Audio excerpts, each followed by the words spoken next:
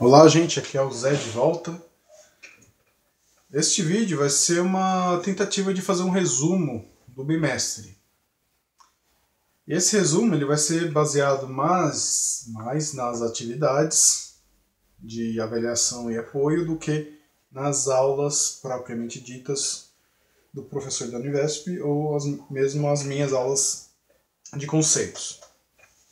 Porque normalmente são os exercícios das atividades que caem na prova. E, como eu tinha falado também nos últimos vídeos, eu vou deixar de fora o resumo, o conteúdo da semana 7. Primeiro porque é um conteúdo que a gente acabou de trabalhar, e também é um conteúdo desconectado, um pouco desconectado da matéria das semanas anteriores. Então, um guia deste resumo coloquei aqui, né? A gente vai falar de grandezas físicas, grandezas vetoriais, posição e movimento, forças, força de atrito, colisões e centro de massa. É mais ou menos os principais pontos que foram levantados ao longo do bimestre. E também são os pontos mais importantes. Então, fazendo primeiro um apanhado geral sobre os conceitos assim, mais fáceis de serem apresentados sem usar muito da lousa. Bom, grandezas físicas é qualquer parâmetro do nosso mundo que a gente consegue medir, comparar, verificar. Né? Por exemplo, a posição, né, que é uma das grandezas físicas mais básicas. Eu sei que um objeto está numa posição, eu sei que um objeto está em outra posição. Normalmente eu faço essa medida em relação a um referencial, que pode estar a qualquer ponto do espaço. Se eu tiver um referencial aqui, que é o que eu chamo de meu ponto zero, eu posso falar que esse objeto 1 está a 5 centímetros da origem, e posso falar que esse objeto 2 está a 20 centímetros da origem. Então, a dimensão espacial é uma grandeza física. E relacionado à dimensão, eu posso observar outras grandezas associadas ao espaço dimensional. Por exemplo, o deslocamento.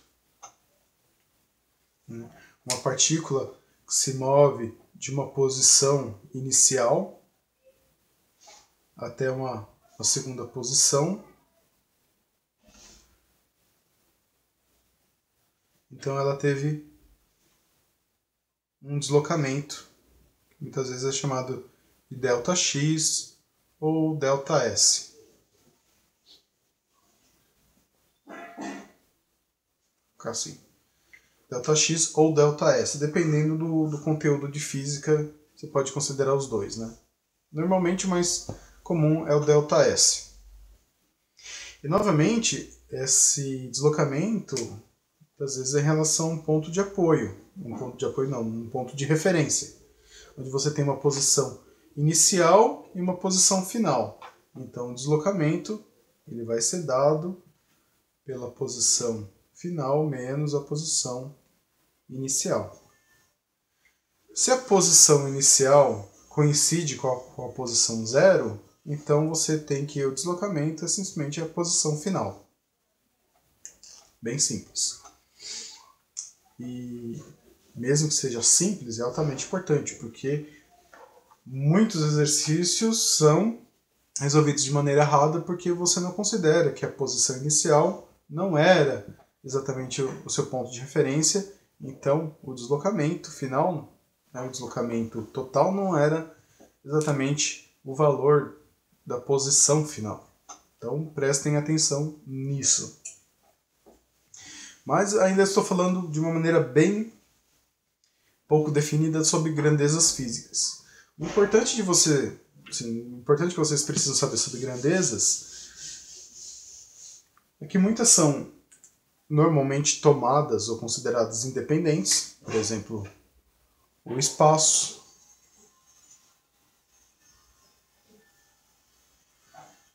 tempo.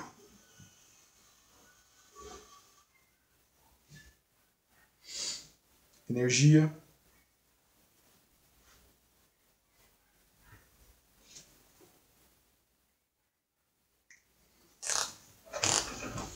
Então, essas são grandezas independentes, em certos termos, umas das outras. Elas podem ter uma certa dependência, mas isso a gente está entrando em outro ramo da física. Então, diretamente, eu não posso comparar o espaço com o tempo. Eu não posso falar que 1 metro é proporcional ou é igual a 1 segundo. Mas eu posso correlacionar essas duas dimensões, essas duas grandezas, em outras grandezas. Por exemplo, a velocidade.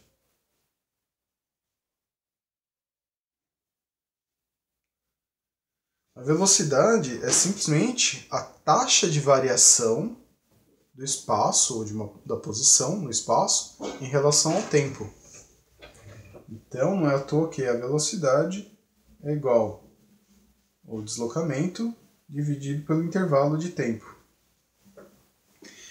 Ou, usando o cálculo diferencial integral, ds dt, para calcular a velocidade instantânea.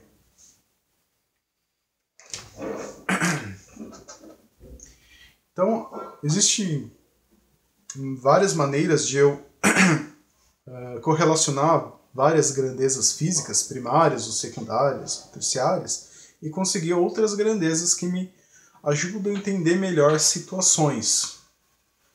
Se eu tenho espaço e tempo, eu consigo velocidade, mas muitas vezes a velocidade não é suficiente para eu conseguir interpretar uma determinada situação.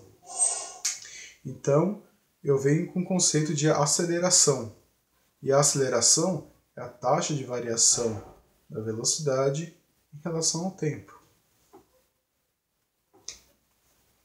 E eu posso fazer isso com várias outras grandezas. Agora, o interessante disso é conseguir determinar de uma maneira sucinta, em poucas palavras, a definição de cada uma dessas grandezas. O que é o tempo, o que é o espaço, o que é energia. São desafios. Conseguir explicar em poucas palavras o que é cada uma dessas grandezas é muito difícil. Às vezes você consegue explicar matematicamente de uma maneira mais simples ou mais direta. O espaço tal é variação, é uma determinada posição em relação a uma origem usando um determinado padrão. E aí, falando de padrão, a gente entra nas unidades dessas grandezas físicas. Obviamente vocês não teriam chegado nesse ponto, né, do curso sem entender um pouco o que são as unidades dessas grandezas físicas. Mas é importante lembrar que, assim como você não consegue relacionar diretamente espaço e tempo, né, você não consegue somar espaço e tempo. Você não consegue somar 1 metro mais 1 segundo, ou ainda mais 1 joule. Isso não faz sentido nenhum. Uma determinada partícula, ela pode estar a uma determinada distância, a um determinado instante e com uma determinada energia, uma energia potencial, uma energia cinética. Mas você não consegue somar, operar diretamente esses valores.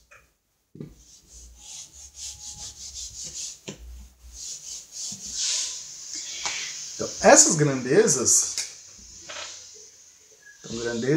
físicas, elas podem ser escalares ou vetorial.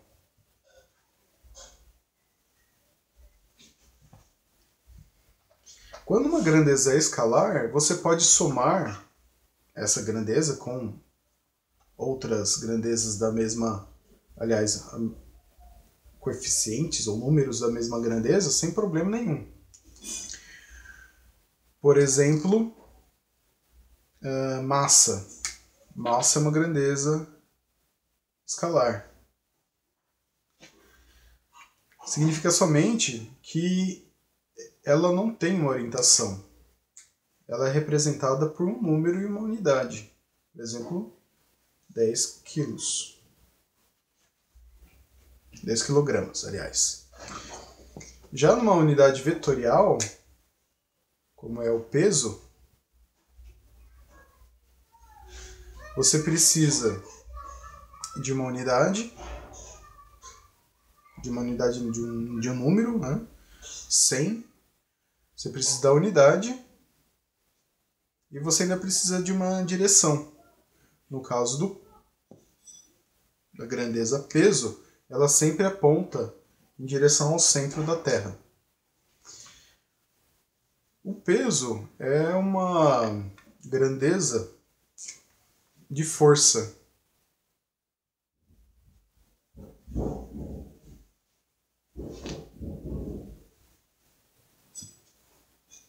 Ou, aliás, o peso é um caso especial de uma força. É uma força que está relacionada à massa de um objeto qualquer e à aceleração gravitacional do nosso planeta. Agora, uma força qualquer, também é uma grandeza vetorial, ela é representada por um número, que a gente também pode chamar de módulo ou intensidade.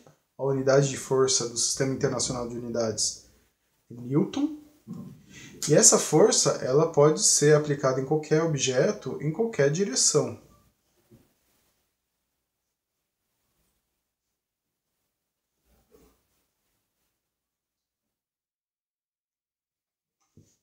Então, se eu tiver uma caixinha no chão,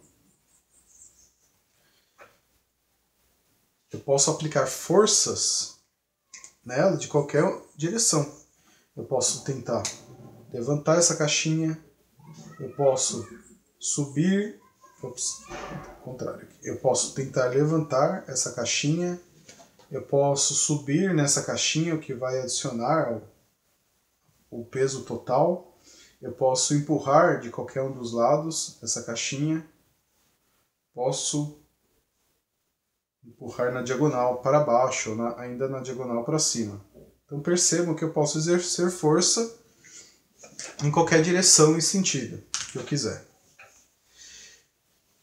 Então esse é o resultado de alguma dessas grandezas vetoriais aplicadas na nossa dimensão tridimensional, né, no nosso espaço tridimensional.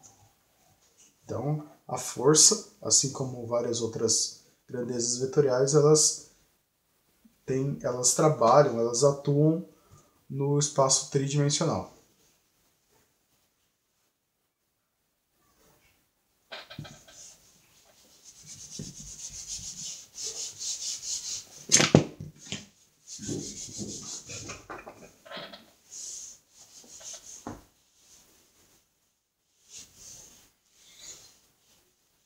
Então existem várias outras grandezas físicas que são vetoriais.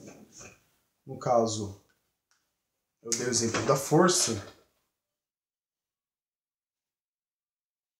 Lembrando que uma grandeza vetorial, ela normalmente é representada pela unidade não, pelo símbolo, a grandeza, e uma setinha em cima do símbolo. Então força, normalmente é representada por F, e uma setinha em cima. A aceleração,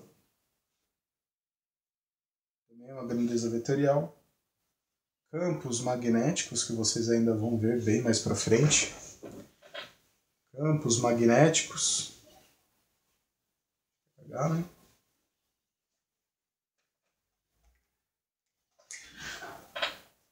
Vetor posição, normalmente é R.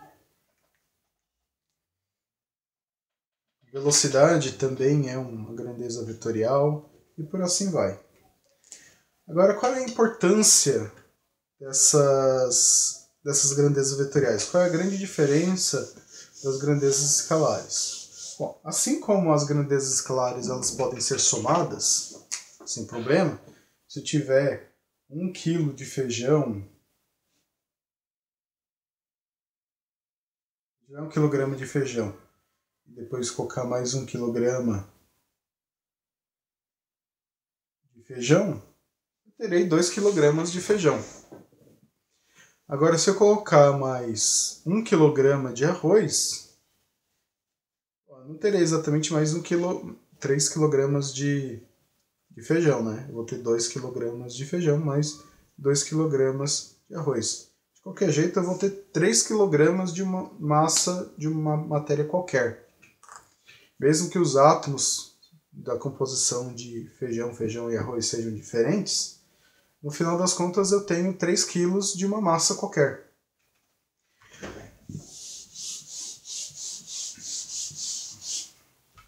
Agora, em questão de grandezas vetoriais, se eu tiver um objeto e nesse objeto eu exercer uma força nessa direção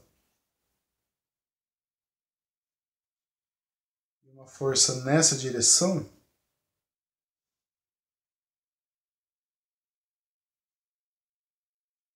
eu não posso dizer que a força total que está atuando nesse objeto seja de FR, força resultante. Eu não posso dizer que a força resultante é igual F1 mais F2. A notação é essa. Isso aqui é uma soma vetorial. Tudo bem, a notação está certa. Mas eu não posso dizer que o módulo da força resultante é igual ao módulo das forças que estão atuando. Se F1 for igual a 10 e F2 for igual a 20,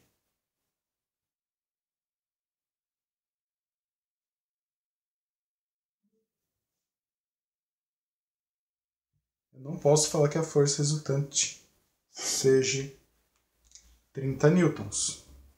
Isso não é verdade. E por quê? Porque as forças F1 e F2 elas têm direções diferentes. E para grandezas vetoriais, a direção e o sentido é muito importante. E para conseguir fazer uma soma, uma multiplicação de grandezas vetoriais, eu preciso seguir regras bastante específicas. Muitos de vocês ainda devem ter dificuldades com decomposição de grandezas vetoriais. E eu fiz um vídeo sobre trigonometria aplicada à física, que talvez, quem não assistiu, talvez deva assistir, caso tenha dificuldade ainda em decomposição. De uma maneira bastante simples, se eu tiver um objeto qualquer, eu adoto o centro de massa desse objeto como ponto de referência. Adotar ponto de referência normalmente é o primeiro passo, o passo mais importante para resolver o exercício. Eu digo que a força que está atuando nesse objeto, ela atua no centro de massa. Ela não atua aqui na borda, nem aqui na borda. Normalmente uma força, se eu estou empurrando o objeto, normalmente essa força é aplicada no centro de massa. Então vamos dizer que eu tenho uma força aplicada nessa direção.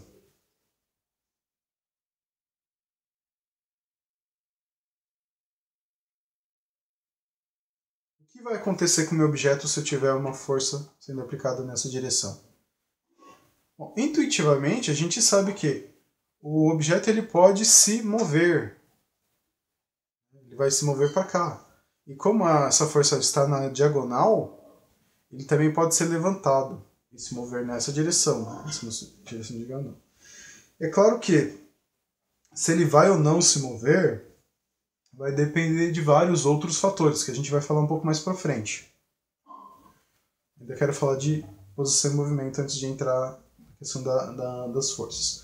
Mas uma grandeza qualquer, para eu decompor ela, eu preciso primeiro definir a direção que ela está atuando, que é normalmente um ângulo em relação ao plano ou eixo horizontal. Levando em consideração alguns conhecimentos básicos de trigonometria, esse vetor f ele representa a hipotenusa de um triângulo retângulo. E as componentes vertical e horizontal dessa força, elas serão os catetos desse triângulo retângulo.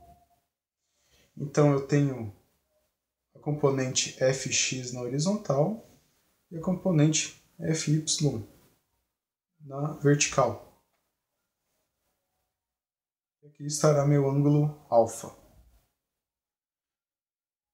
Então, se eu precisar saber o que vai acontecer de uma certa maneira, né, muitas vezes somar várias forças que estão atuando no mesmo objeto, eu precisar calcular as componentes, que normalmente é o primeiro passo, fx será determinado por cosseno de alfa vezes a hipotenusa ou a intensidade do meu vetor força.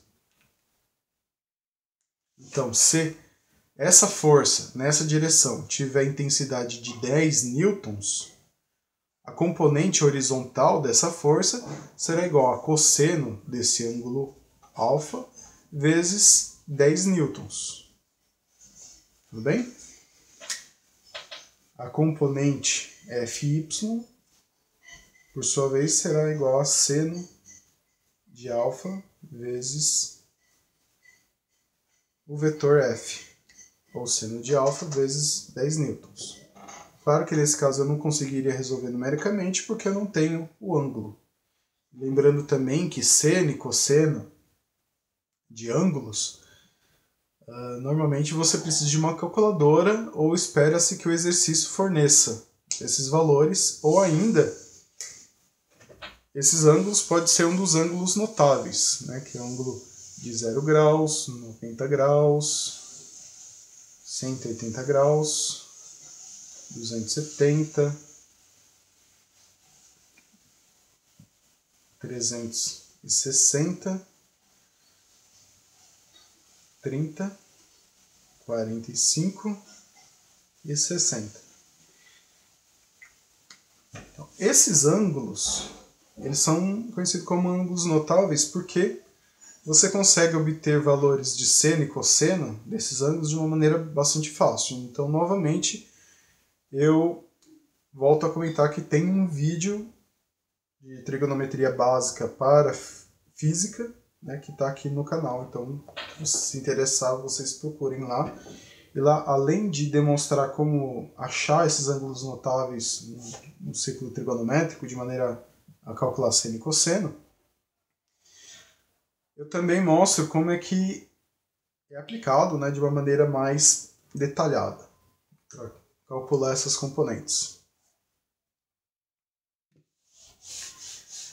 Beleza, então tudo isso era simplesmente para mostrar como é que eu consigo operar grandezas vetoriais. É claro que ainda tem a questão do produto. Eu posso multiplicar uma grandeza escalar, uma grandeza vetorial. Por exemplo, vocês devem se lembrar da segunda lei de Newton. Força igual massa vezes aceleração. A força é uma grandeza vetorial, assim como a aceleração.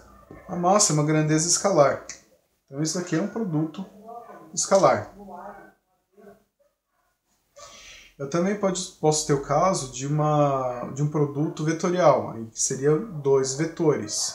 E aí também seguem regras específicas, que eu também não vou entrar em detalhe, mas vocês procurem a aula de conceitos ou exercícios caso tenham dúvidas, ok? De novo, é mais um guia do que um aprofundamento do conteúdo. Vamos entrar em posição e movimento. Se uma partícula, no instante igual a zero, ela ocupa uma posição 1, e no instante t maior do que zero, ela ocupa uma posição 2, eu posso fazer vários cálculos com relação a esse comportamento dessa partícula. eu posso, conhecendo a posição e a posição 2, e também o intervalo de tempo que transcorreu, eu posso calcular a velocidade. A velocidade vai ser igual ao deslocamento dividido pelo intervalo de tempo. Ou ainda, né, posição 2 menos a posição 1 dividido pelo T. Final menos T inicial. Como aqui eu garanti que o T é igual a zero, então o tempo inicial é igual a zero. Então o tempo final é o tempo que estaria sendo marcado no relógio. Tá?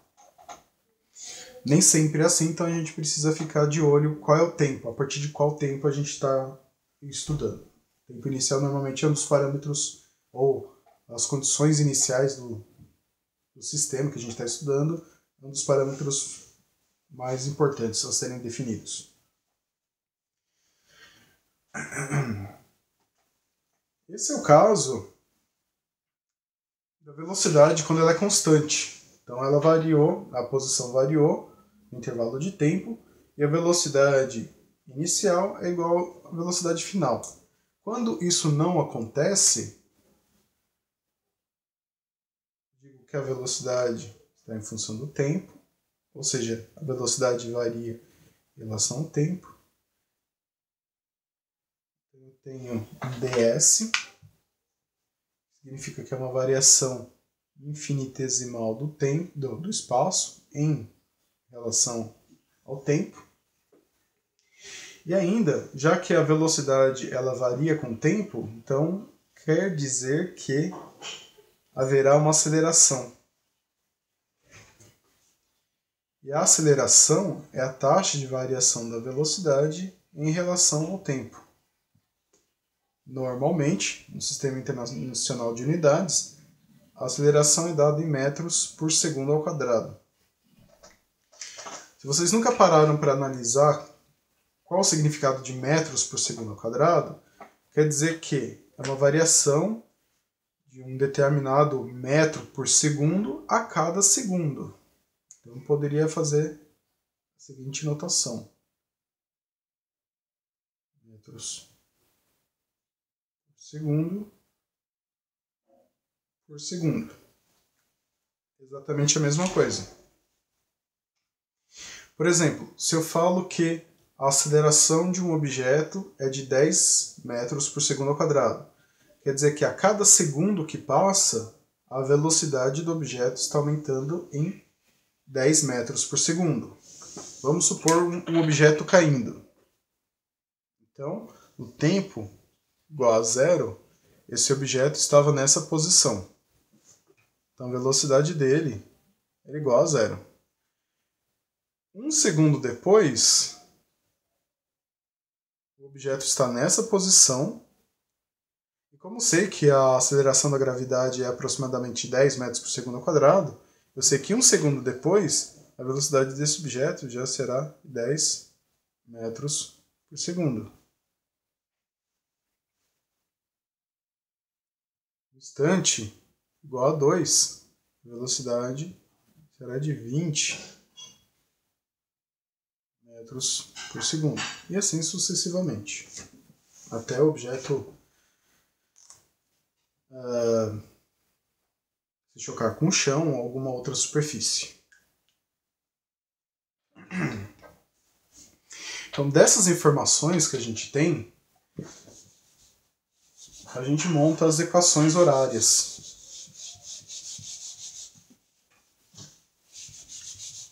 Que elas são extremamente importantes para a gente conseguir descrever o movimento de um objeto que tem velocidade. Então a gente começa normalmente pela equação horária dos espaços, que é dada pela conhecida fórmula do sorvetão. S de t vai ser igual a S0 mais V0t mais 1 meio de AT ao quadrado. Então vai ser uma posição qualquer, e essa posição vai depender do tempo. Ela será igual à posição inicial, lembrando que nem sempre a posição inicial de um objeto vai ser exatamente na mesma posição da minha referência. Por exemplo, adotando um sistema cartesiano, né, que é o normal, essa daqui é a minha origem, é o meu ponto de referência. Se eu falar que o objeto no tempo igual a zero ele está nessa posição, então essa posição vai ser o S0. Então, S0 nem sempre vai ser exatamente na minha origem, ou no meu ponto de referência. Então, essa posição também vai depender da velocidade inicial do objeto, que às vezes é zero, no caso daquele objeto que eu tinha largado, né? Ele sofria aceleração da gravidade, a velocidade inicial dele era zero. Mas não acontece para todos os casos e preciso interpretar o exercício para saber. Vezes o tempo mais um meio de aceleração. Se o movimento ele acelera uniformemente acelerado, então vai ter uma aceleração que vai modificar a velocidade, vezes t ao quadrado, ou o quadrado do tempo. Então, com essa fórmula, conhecendo alguns parâmetros, né, de velocidade inicial, posição inicial, aceleração e tempo decorrido, eu consigo saber qual é a posição que um objeto ocupa em determinado tempo. Partindo dessa equação, se eu derivá-la, eu consigo achar a velocidade em função do tempo. De novo, é uma velocidade que está em função do tempo, não é uma velocidade constante, porque eu estou no movimento uniformemente acelerado. Então a velocidade em função do tempo será a derivada da posição, que está em função do tempo, dividido pelo tempo. Se vocês têm dúvida de como fazer derivada, nas primeiras semanas, acho que é a matéria da segunda semana, os exercícios eles estão resolvidos de uma maneira mais detalhada, essa parte da derivada. De uma maneira bem simples, os termos que dependem de t ou t, simplesmente, eles vão diminuir em 1 grau. S0 ele não está sendo multiplicado por t e não depende de t. Então ele é uma constante. Derivada de constante é zero. V0. V0 é uma constante em relação ao tempo, mas ele está multiplicando o tempo. Ele está sendo multiplicado pelo tempo. Então o V0 continua e o t ele diminui em 1 grau. Então vai ficar 1, que é o que ele está elevado aqui, menos 1. Mais. Agora a derivada desse termo. A aceleração, como é um movimento uniformemente variado, a aceleração não muda, então é uma constante, ela permanece. O t eu vou precisar derivar, ele vai diminuir 1 grau, então vai ficar t elevado ao quadrado menos 1. E como regra, o expoente do número ele vem aqui para baixo multiplicando. Ele estava elevado a 2, então multiplica por 2. Finalmente, a equação da velocidade vai ficar 0 mais v, porque 1 menos 1 é igual a 0. Qualquer termo elevado a 0 é igual a 1. V0 mais 2 simplifica com 2. Lembrando que esse 2 veio daqui, é o meio, né? Esse outro 2 ele desceu, é o expoente do t que desceu. Então vai ficar 2 sobre 2 é 1, tá? Vezes t. Porque 2 menos 1 é igual a 1. Então eu consegui a equação horária da velocidade. Se eu derivar isso novamente, eu acho a aceleração. No entanto, se eu derivar essa equação em função do tempo, né, dv relação a t, e vou simplesmente conseguir a aceleração. Porque v0 é uma constante, não tem t sendo multiplicado, então ele cai fora. Se eu derivar isso em relação a t, fica simplesmente a. Então, a de t é igual a A, indicando que, neste caso, um movimento uniformemente variado, a aceleração é uma constante, ela não muda.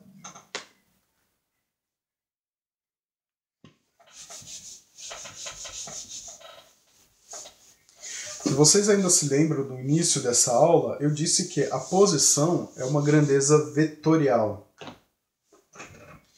Então, essas equações horárias, elas servem para descrever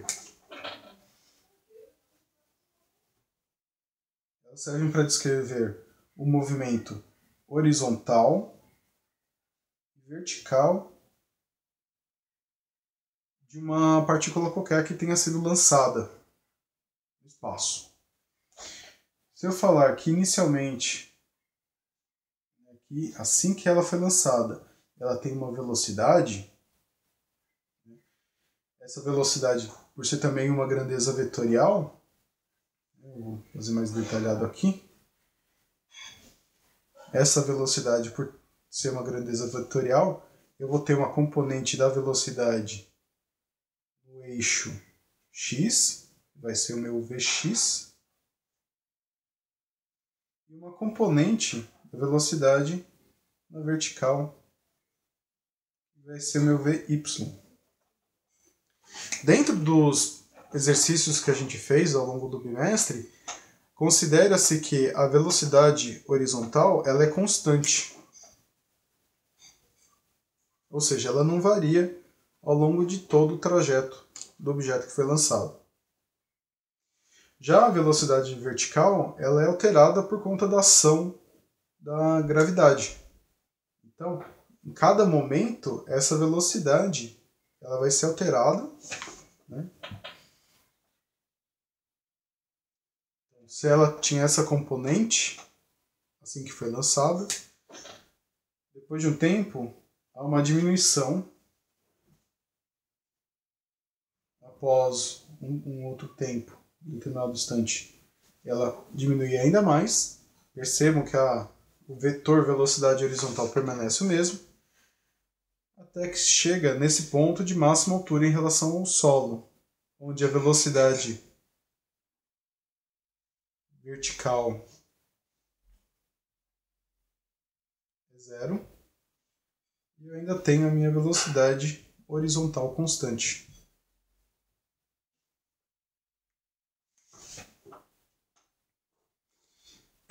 Então, a partir desse estudo, né, conhecendo algumas condições iniciais, como a velocidade de lançamento, o ângulo de lançamento, um ângulo qualquer, eu consigo calcular qual é a altura máxima que esse objeto vai chegar, qual é o deslocamento, né, sendo essa posição 1, consigo calcular a posição 2, onde ele vai se chocar com o chão. Eu consigo determinar qual é a velocidade a qual ele vai se chocar no chão. Então dá para tirar várias informações tendo conhecimento daquelas equações horárias que eu acabei de apresentar.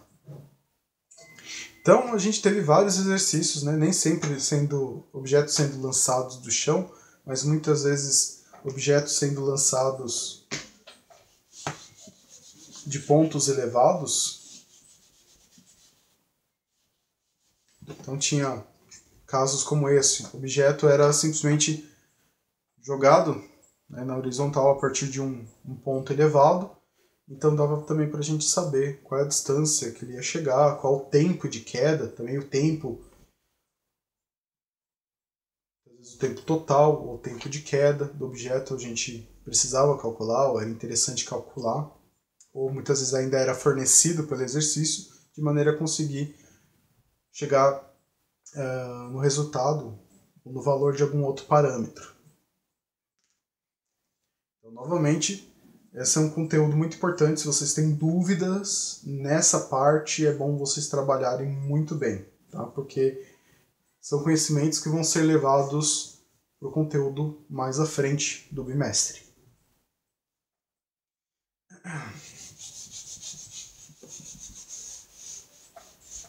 Agora que eu já falei de movimento, é interessante também estudar o que causa o movimento.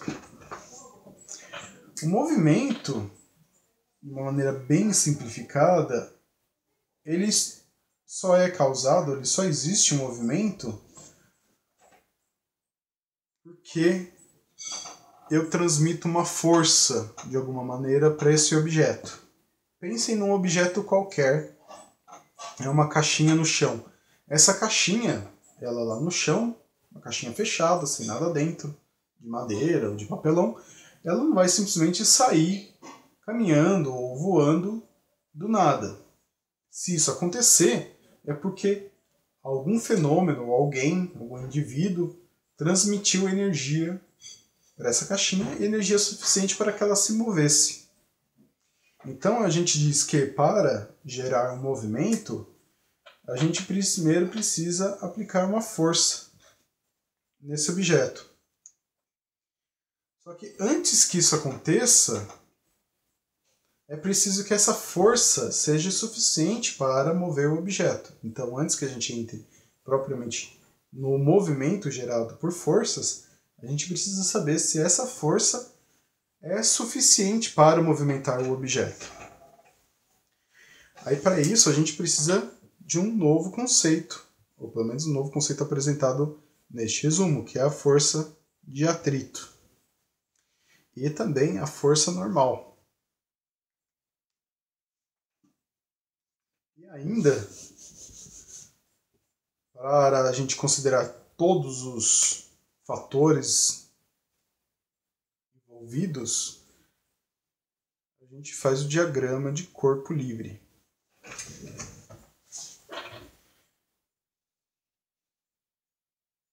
Quando um objeto está parado,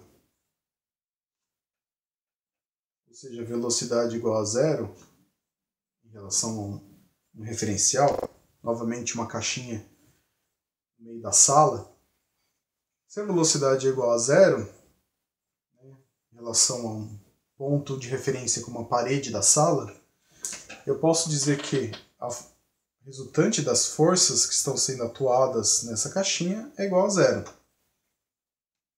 Mas aí, primeira lei de Newton.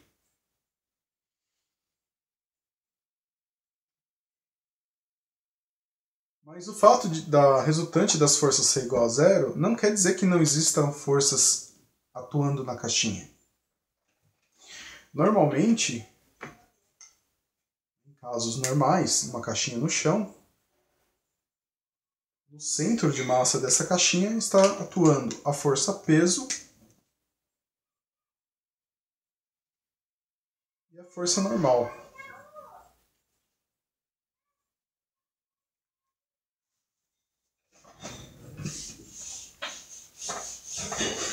Então esse daqui já estou fazendo o meu diagrama de corpo livre da minha caixinha. O diagrama de corpo livre é simplesmente uma representação de todas as forças que estão atuando num determinado objeto. Se é uma caixinha parada, né, não tem mais nada atuando nela, não tem vento, não tem pessoas empurrando ou chutando, não tem gato mexendo na caixinha. Então só tem duas forças atuando nela, que é a força peso, que é determinada pela massa, vezes a aceleração da gravidade.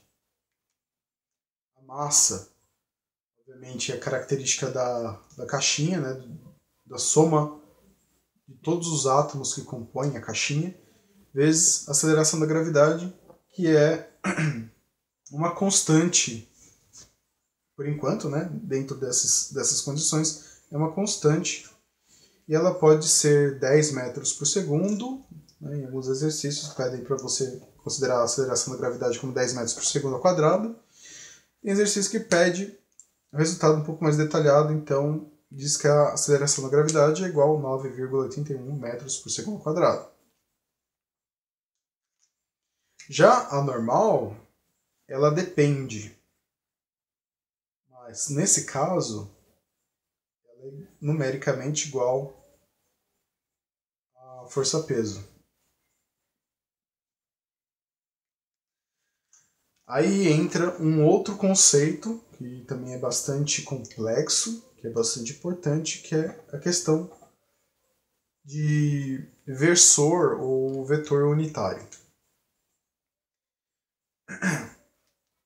Mas vamos ir um pouquinho mais para trás e vamos considerar o nosso velho referencial, que eu já tinha falado anteriormente.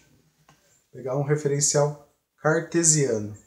O que é um referencial cartesiano? É simplesmente um plano cartesiano que vai servir de referência para a gente fazer o estudo de um determinado problema, para ajudar a resolver. Então, no plano cartesiano, eu tenho, normalmente, no plano cartesiano bidimensional, dificilmente a gente trabalha em 3 dimensões nesses exercícios de Física 1, eu tenho 2 eixos, são 2 linhas contínuas infinitas para os 2 lados. O eixo horizontal, ou abscissa, chamo de x, o eixo horizontal eu chamo de y, ou eixo das ordenadas. O importante nesses eixos é que eles simplesmente se encontram em uma única posição e eles divergem para o infinito e nunca mais se encontram. Então, em qualquer um dos pontos, os ângulos formados pelo encontro desses eixos, eu tenho ângulos de 90 graus. Para mostrar que a inclinação nos 4 quadrantes é a mesma. Esse é um ponto importante. Outro ponto importante é o que eu considero positivo e negativo. Positivo e negativo, novamente, são referências. Eu digo que valores que se encontram à direita de x são positivos. A partir deste ponto, o x cresce de maneira positiva. Deste ponto para cá, o x decresce de maneira negativa. Sendo que neste ponto, x é igual a zero. Então, valores positivos de x crescentes e valores decrescentes de x negativo. A mesma coisa se aplica a y. Y ele é positivo nessa direção e ele é negativo nessa direção. Sendo zero também nesse ponto, né, que eu chamo de origem. Tomando por base esse referencial, o peso ele é negativo.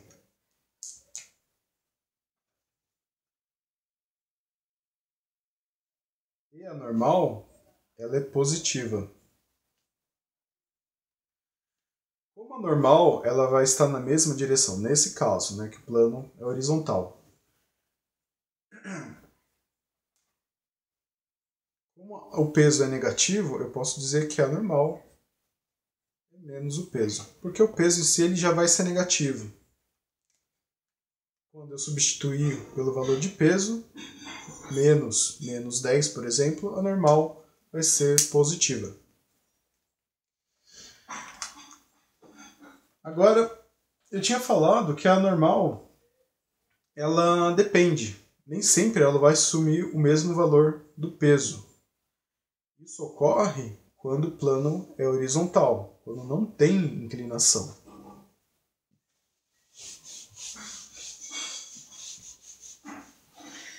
No entanto, se eu coloco a minha caixinha num plano inclinado,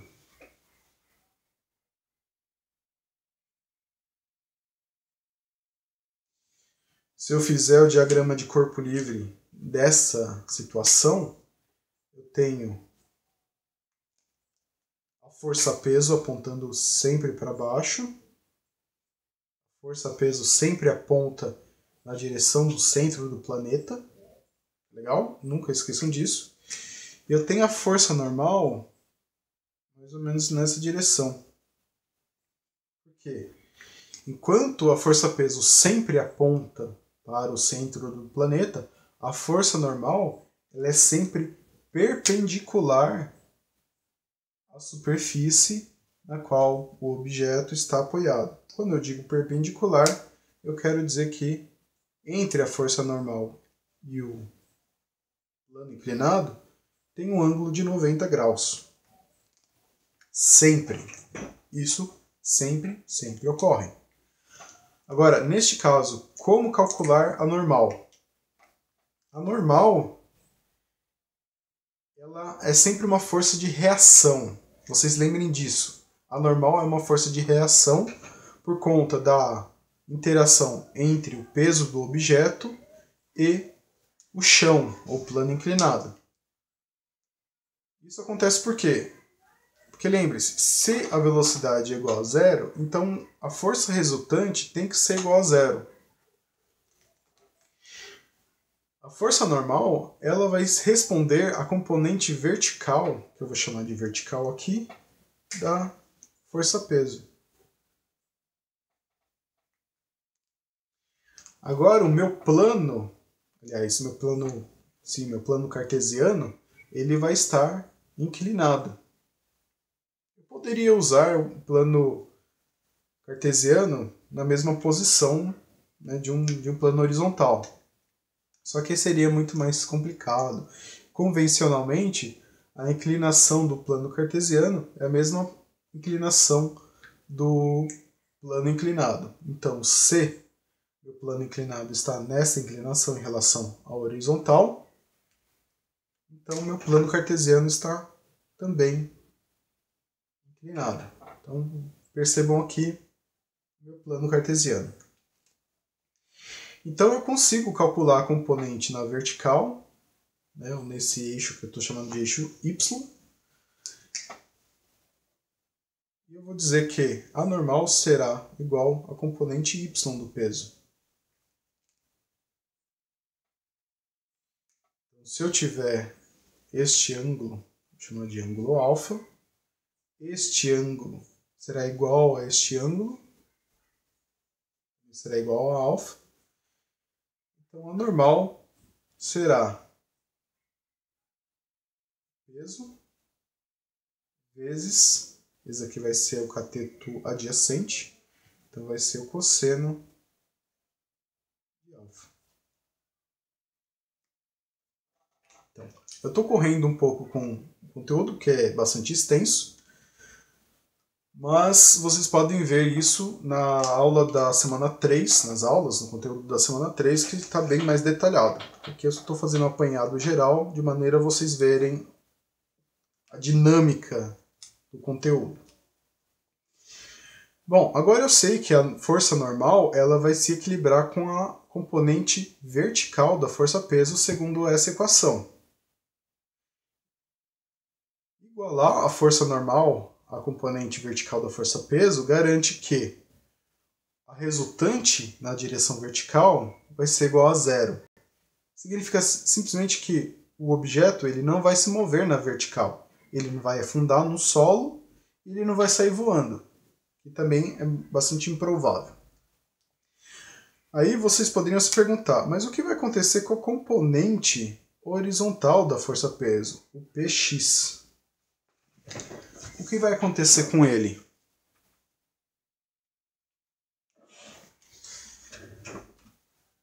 Bom, o Px ele pode ocorrer três situações com Px. Se eu considerar que é uma superfície perfeitamente lisa, tanto do plano inclinado quanto da superfície da caixinha, são superfícies perfeitas, que não existe força de atrito, essa componente Px, né, que é uma componente de força, ela vai ser a resultante do sistema. Sem atrito. Então pode ter exercícios que vão apresentar para vocês esse caso e eles vão ser obrigados a falar se existe ou não existe atrito. Se não existir, essa componente Px, que ela é calculada por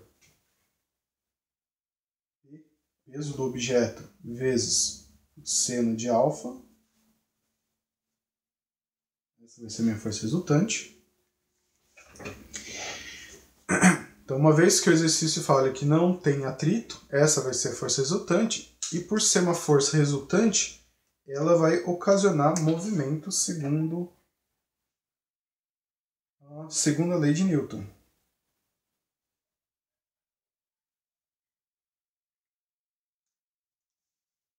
Por conta da existência de uma força resultante, o meu objeto, que é dotado de uma certa massa, vai ter uma certa aceleração.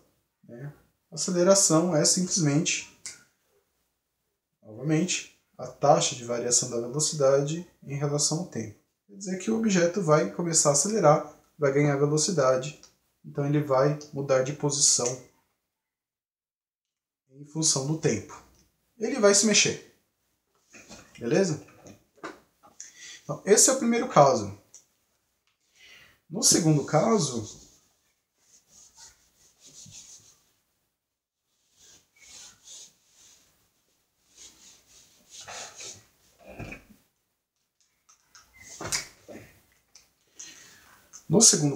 pode acontecer do Px ser menor do que a força de atrito máxima.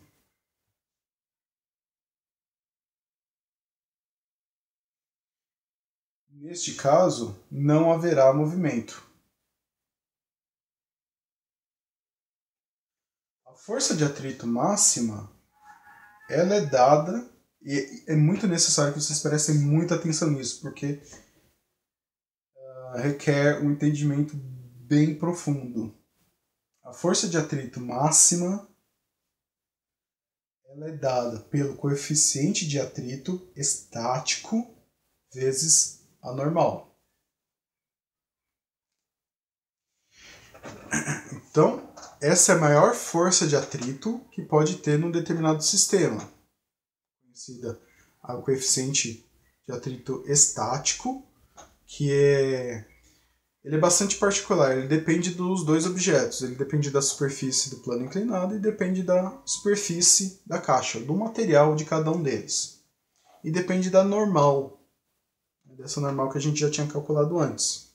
Então, quanto maior for a normal, para um coeficiente, o mesmo coeficiente, quanto maior for a normal, maior vai ser a força de atrito máxima. Por exemplo, se eu colocar um peso a mais nesse objeto, a normal vai aumentar, então a força de atrito máxima também vai aumentar proporcionalmente. No entanto, a força de atrito per se, propriamente falando, ela é igual ao componente Px nesse caso. Esse é o nosso terceiro caso. Não, o terceiro caso ainda não. Vocês percebam que Px, a componente de x neste plano, dessa força-peso, ela vai depender do peso do objeto e vai depender do ângulo alfa deste plano inclinado. Então, quanto maior for o ângulo, maior vai ser a componente Px. Até chegar num limite de 90 graus, aí o objeto simplesmente vai cair, sem dúvida nenhuma. Tá legal? Então imaginem que essa é uma rampa que eu consigo controlar a inclinação. Se eu aumentar demais a inclinação, o objeto vai cair e não há o que fazer, porque vai estar completamente na vertical. Assim como a normal, ela é uma força de reação ao peso, né, o componente do peso na vertical, a força de atrito, ela é uma força de reação de superfície quando existe alguma força atuando nela. Percebam que Px está atuando nessa direção no objeto. Esse é o Px. A força de atrito, ela sempre vai aparecer entre as superfícies e na mesma direção, só que em sentido contrário alguma força que esteja tentando promover o movimento. Lembrando que no primeiro caso que eu comentei, se não houvesse força de atrito, só existiria a força Px como resultante, então o objeto derraparia pela rampa. Como existe agora a força de atrito, ela vai aparecer no mesmo instante, né, que Px, e ela vai ser contrária, ela vai ter um sentido contrário à tendência de movimento. Teve um exercício que estava errado no gabarito, porque quem quer que tenha feito a resolução considerou que a força de atrito estava na mesma direção e sentido da força que estava tentando promover o movimento, mas não.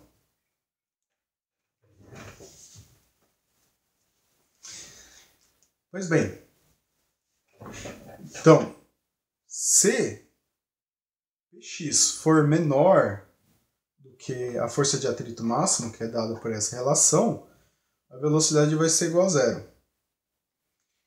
Se isso acontecer, a força de atrito naquele momento vai ser igual a Px, de maneira que a resultante,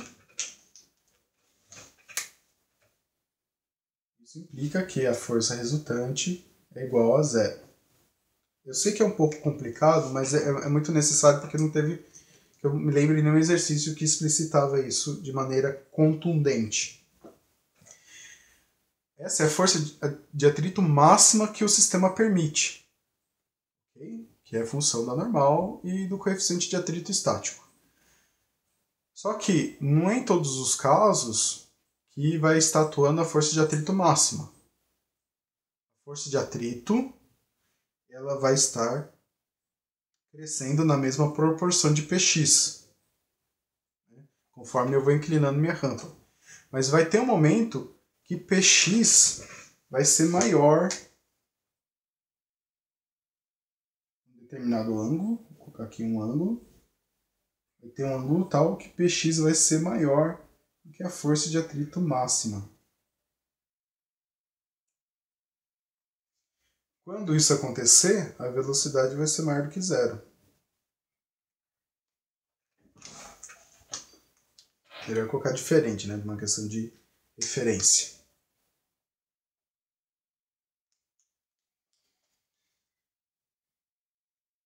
Então, novamente, a força de atrito ela vai aumentando de maneira a equilibrar com Px. Se Px está aumentando, por conta da maior inclinação, então a força de atrito que está atuando naquele mesmo instante, ela vai correspondendo à componente Px, de maneira que a força resultante é igual a zero, então a velocidade é igual a zero.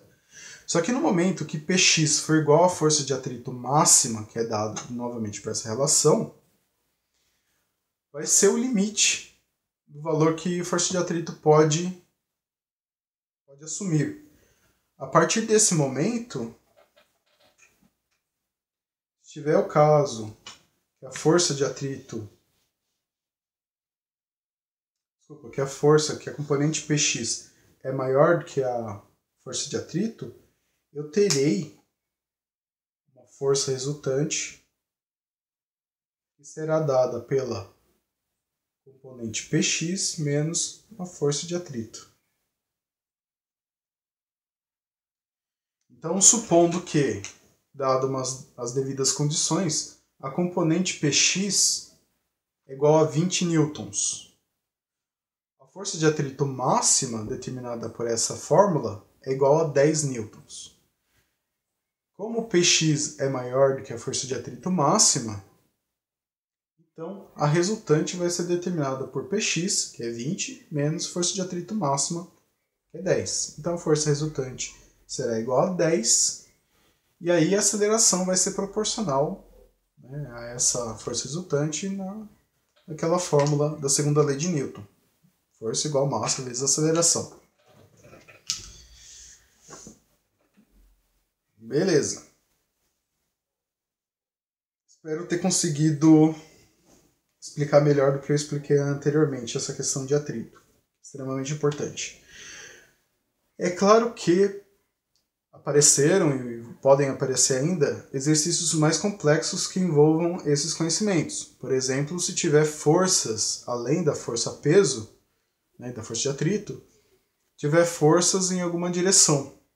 Né? Se tiver alguém puxando, empurrando, se tiver uma corda ligando a um outro bloco, uma outra caixa, que exerce uma força de tração nessa direção e sentido. Então você pode complicar o problema. Só que se você lembrar de fazer a decomposição das forças, né, nas direções vertical e horizontal, fazer o diagrama de corpo livre, para saber quais forças se somam, quais forças se anulam, né, qual a direção, qual o ângulo, etc., você consegue resolver facilmente esses exercícios mais complexos com esses conhecimentos. Tudo bem?